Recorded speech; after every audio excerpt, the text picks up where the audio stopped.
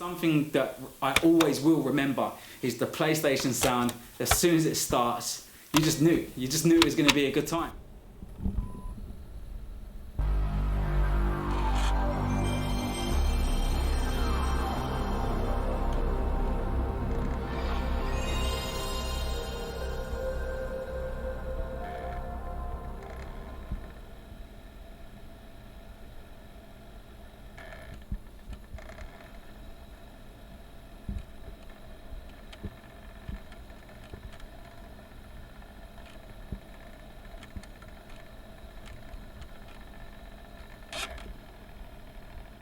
During the early 90s, the dominating brands of the video gaming world were Sega, which plays over 100 exciting high-tech games with high-quality graphics, and Nintendo. The ultimate challenge is waiting. That was about to all change in '94. At the end of 1994, Sony introduced the PlayStation game console to the world. Well, to Japan anyway. PlayStation. Then, in 1995, the rest of the world got a taste. Yes, friends, I'm talking about this. It may look like a harmless bagel toaster, but inside is a deadly donut. It eventually went on to sell over 100 million units. It carries these telltale signs. It was born from the idea of Sony employee Ken Kutaragi, who went on to become known as the father of the PlayStation. This was the first console I remember actually going into a shop with my dad and getting for either my birthday or Christmas sometime. I was extremely excited to go home and play it. The first game I really remember playing was V-Rally. And then I found some long-time favourites, such as the Driver series, Metal Gear Solid, A surveillance camera? the original GTA games,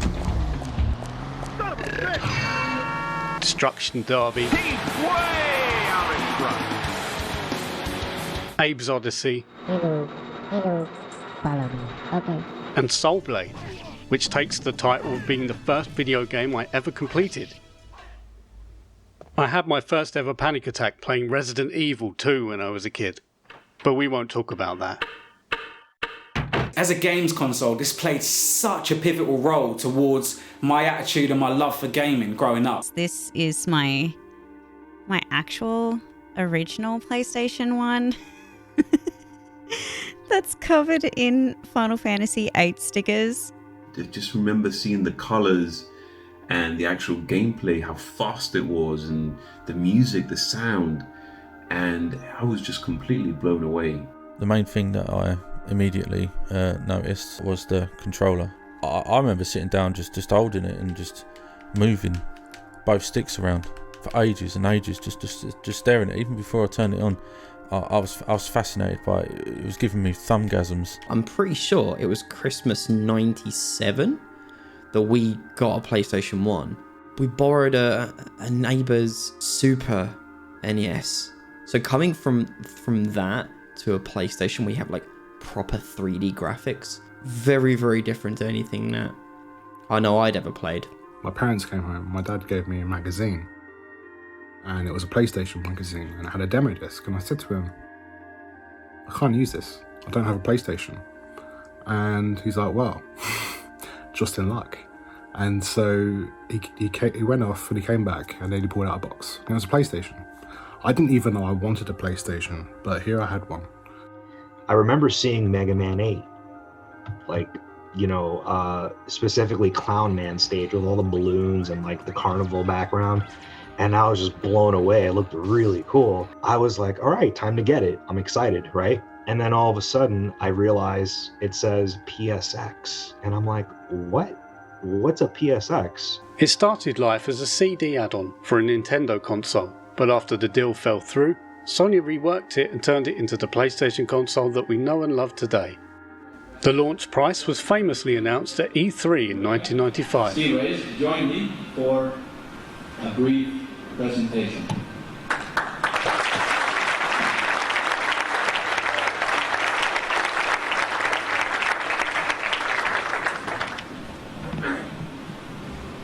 $299. The PlayStation has an R3000 33MHz MIPS RISC CPU, 2MB of RAM and 1MB of video RAM, and it stores saved games on an external memory card that you plug in the front. There's something about a console that's not on the net, that's just completely off grid. You use memory cards and you just enjoy the moment. You just put in a game, you play. There's nothing, there's no online, there was no, microtransactions, there was no extra, you wouldn't have to download updates. You put the game in, the game was complete and you play it. There was nothing else to it. The PlayStation memory cards were quite small in available storage size, and people eventually needed more space and didn't want to delete their precious saves, or had games that took up multiple save slots and obviously didn't want to delete them. There were 15 blocks available per card and they quickly filled up. To remedy this, third-party companies started coming out with multiple paged memory cards. They weren't all that reliable though. There was even a floppy disk drive add-on, so you could store your saves onto floppies or a computer. Games were just more fun that way. It was so simple. Your friends would come over, they'd bring their memory cards, to plug in their memory cards, and you continue their game, and they could take it home and continue, and you could continue, and it was just a fun, pure gaming experience. It really did help me throughout my university years, because I come from Gibraltar, and it's a very small community, and going to the UK to study, I felt homesick quite a bit, as you can imagine. So I spent many hours playing on the PlayStation 1. The first game that I played was a medieval game demo. Now, I can tell you, right, I played the hell out of that. I got a PlayStation 1 for Christmas with Mega Man X4. So that was my first game. And I instantly fell in love. I actually bought the game on a remaster on PS4, and I've actually finally completed it. It was that actually completed that experience for me. It was stepping back into them young gamer shoes again, and kind of going through all that. I remember playing a game called Disneyland Racing, which probably not many people know, but I enjoyed the hell out of that game because me and my brother would just sit around playing this Disney game. We both really enjoyed going to Disneyland and being able to play and race around the various rides. We played the Final Fantasy VIII demo about 17 times. And then eventually I finally got a copy of the game, started it and stopped it and restarted it like another 17 times. And then forgetting where I was at after the holidays were over and then having to start all over again. I remember reading about a particular game called Metal Gear Solid by Hideo Kojima, produced by Konami. And just reading about this game, I was completely amazed. Zell was my boyfriend. All this stealth around it. I'd never seen a game like that before. And Squall was my boyfriend. The graphics, but more importantly, the gameplay. And Cypher was also my boyfriend. That magazine, which is here, edition number 42 of the PlayStation magazine. And Irvine was just like a creeper. No one wanted anything to do with him. Don't worry about him.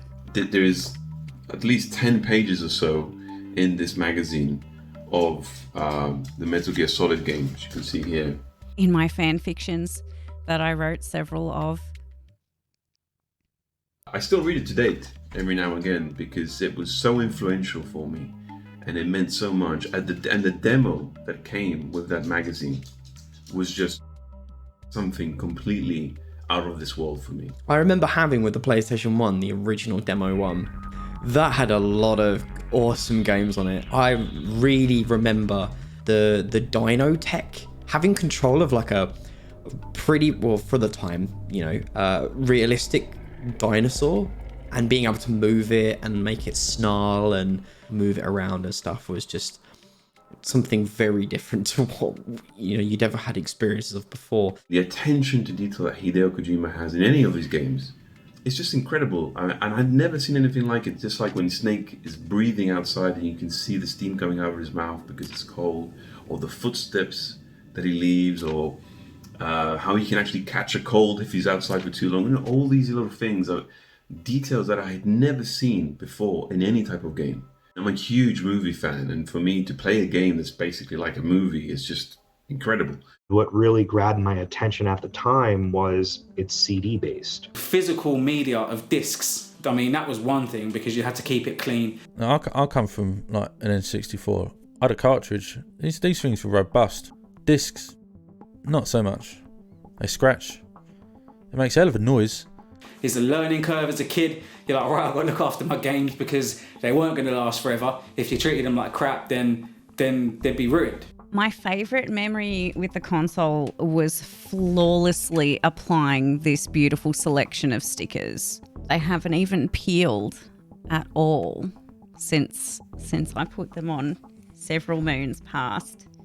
There's so many good PlayStation 1 games. One of them is definitely this. I've got a coaster of it, which is Gran Turismo. Now, Gran Turismo 1 and Gran Turismo 2, I'll probably have to give them as the title of my favourite PS1 games because they were just so encapsulating the whole 3D driving thing. It really got me into cars at a young age. The whole racing to get money to upgrade your car thing, from what I experienced, really did lay within Gran Turismo. It also gave me a really good car knowledge, so I ended up learning what a lot of makes of cars were and all of that stuff from that.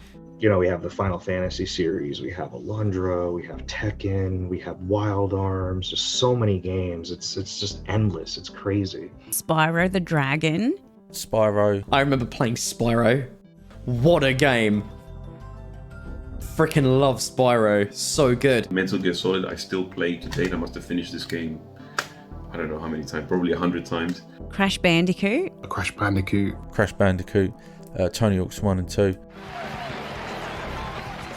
Played a shitload of Crash Bandicoot. Going through the levels and getting frustrated, trying to beat them, which were quite difficult at the time. Crash Bandicoot, man. There's so many classic PlayStation games. Resident Evil 2 that also left an impression on me. I'd never seen a horror game like that before.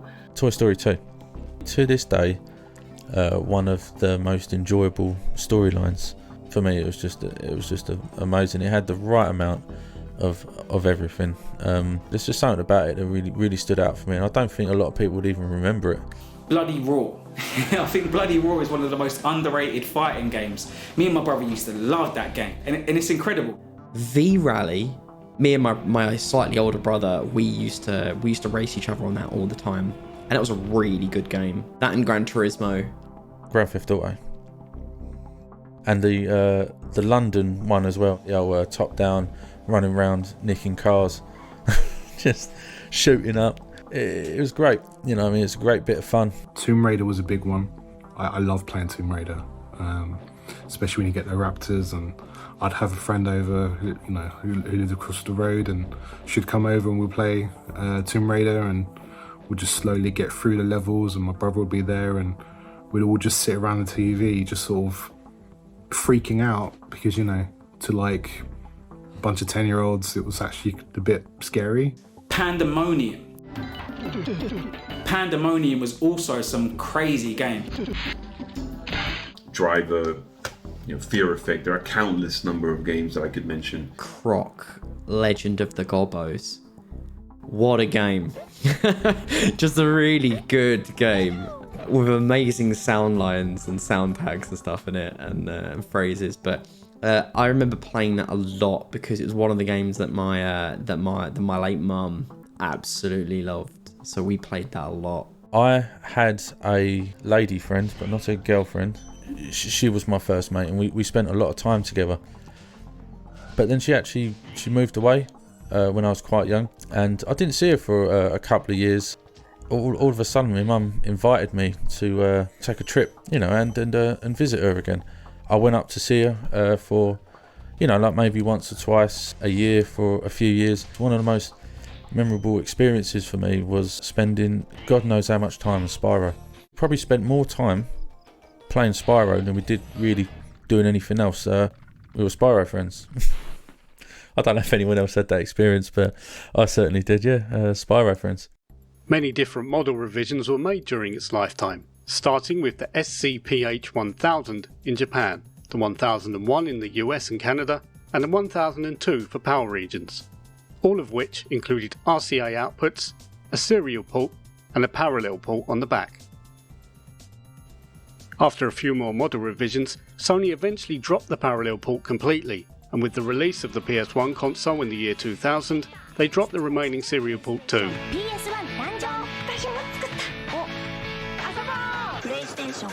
Now, the PS1 Slim, my dad, which I thank him for, was an absolute legend, and he bought me a PS1 Slim, and there was actually a screen that attached to it. Still have a PlayStation 1 to date.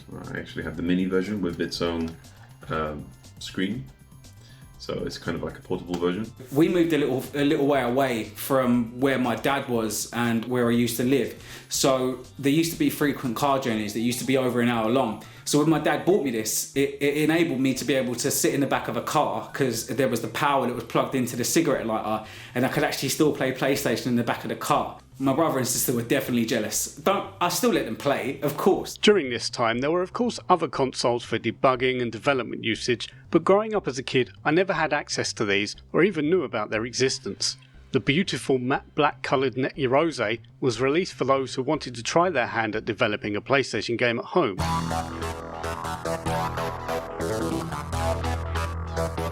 I know it's initially made for development uses, but all I really want is that like unblocked ability to read all region game. Japanese imports are like usually what I gravitate towards.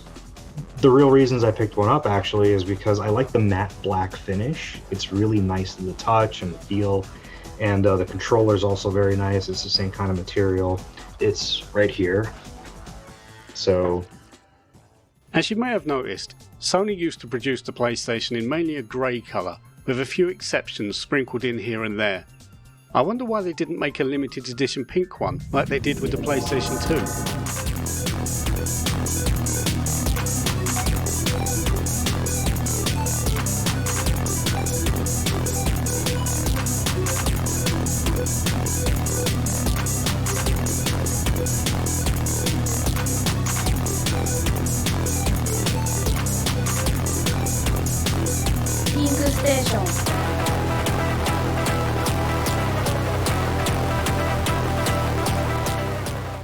As the years went on, the PlayStation's disc reading laser would wear out. People would be flipping the console around just to get it to read a disc. I come from the N64 to the PlayStation, and sometimes when the games or the console didn't load, you used to turn it off, remove the cartridges and blow into them. Well, I actually attempted to do the same thing with a disc in the PlayStation. I actually took the disc out, I blew over the disc. I remember having to turn it upside down just to play SmackDown 2 and avoid the dreaded "please insert a PlayStation format disc" screen, or just being thrown into the audio CD player. I think the wait time between the Sony Computer Entertainment and PlayStation logo screen that meant the game was likely to boot successfully might be what gave me anxiety. Playing on the console was a breeze with so many options for controlling the games. There were the initial normal controllers, then there were the DualShock controllers with analog sticks, and then what followed was a whole host of different peripherals, from a multi-tap device to connect more controllers to one port, to light guns for shooting games, various arcade-style joysticks, a whole host of third-party controllers. They're the ones that your friend used to give you when you'd go over to play a game with them. They'd have the official one and you'd get the Franken monster. There was also a music-making control surface, driving accessories, and even a mouse.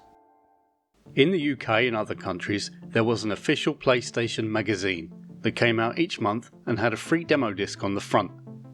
The magazine would review games and talk about various PlayStation-related things, but I was always most interested in a demo disc. These gave people the chance to experience new games that were in development or newly released, with a demonstration version, or sometimes a video of the game in question. The magazine became the best-selling video game magazine in the world and ran for 108 issues, from November 1995 to March 2004. There was this one little bit, and it was like, if you get stuck, call this number for some help, and it costs whatever it is per minute. I was really young, and I was staying over at my nan and granddad's, and I was like begging my granddad. I was like, "Granddad, I'm stuck on this level. I love this game. Let me call him." And he was like, "No, you can figure it out." And I'm really glad that he did, because that taught me to persevere with games and not to give up. A popular device for the console was for applying cheats to games. These devices plugged into the parallel port on the back of the console and let you scroll through and enable cheats for the game of your choice, whether it be unlimited health, money, or something else. Later there were also CD swap versions and versions that contained the ability to play games from other regions. I remember it plugged into the rear right of the PlayStation, like the expansion port, and it let you play copied games.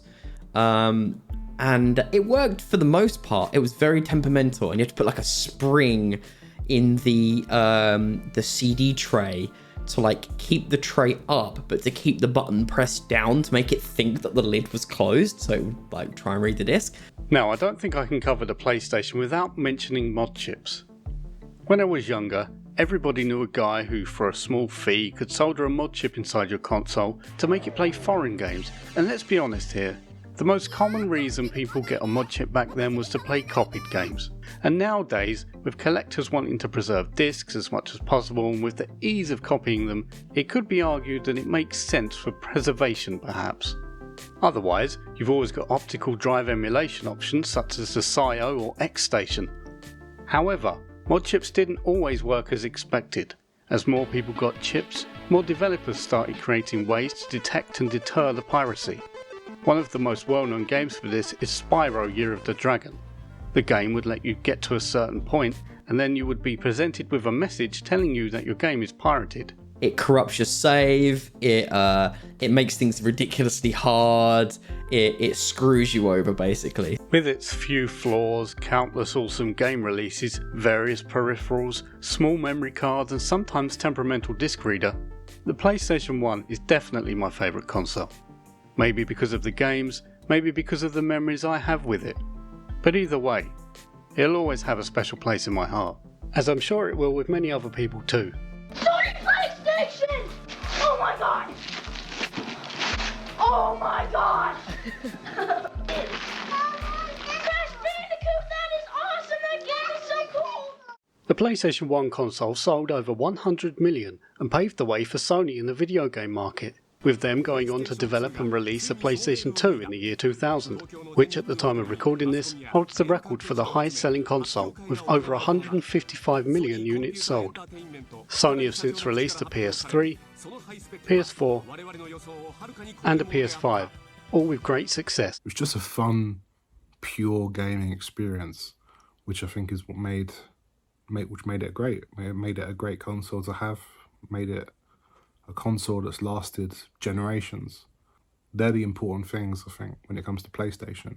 What those core ideals were in the original iteration of it, where you just plug in a game and play. And it's just fun. There's no need to be any more than that. Hello, Mr. Fuzzy. I hope you enjoy this recording. Final Fantasy VIII solved. Complete solution. The only guide you'll ever need to... It's called Fantasy... Fuzzy, I'm sorry. Oh my god, these bloopers. I'm a little out of focus, I apologize. My camera's like a potato camera. I hope I'm dressed alright. You know, like Rick shirt, Rick hat. Maybe you should have done a documentary on Rick and Morty. I think I might have had more to say. I'm so out of... Thanks, Fuzzy Menace, for asking me to do this. It was kind of fun going back through and talking to my friend about it to try to remember what we even played and when. And yeah. Anyway, my name's Kerry, or Kid Kerrigan, or Nina Nikolic. I'm a voice actor and a Twitch partner. So you can find me here at my desk or over there inside my booth. And I never leave this place, ever. You can edit this part out. Oh man, sorry about that. I'm gonna be a blur for the next, the remainder of the video. I apologize.